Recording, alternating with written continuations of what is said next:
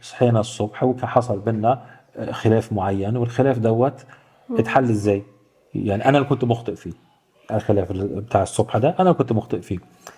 طيب انا اول ما يعني صحيت من النوم، هي كانت صاحيه، نزلت اول حاجه عملتها شفت كده الوضع، يعني هي شكلها تعبان، شكلها يعني حسيت بايه؟ حسيت لا هي شكلها تعبان فعلا، وكانت قاعده بتتكلم مع الكبار، وكان موضوع مهم الظاهر. اول حاجه عملتها عشان بس افهمها ان مفيش مشكله عندي خلاص، انا يعني الخلاف ده انتهى بالنسبه لي يعني. فرحت كده ومسكتها ويعني حضنتها وبوست راسها وقلت لها يعني انت كويسه وكده، وقالت لي اه جزاكم الله خير. هي لما بتقولي جزاكم الله خير بفهم ان لسه المشكله موجوده بقى. ف ب- ما بتقولش هي جزاكم الله خير الا في المصايب، لا.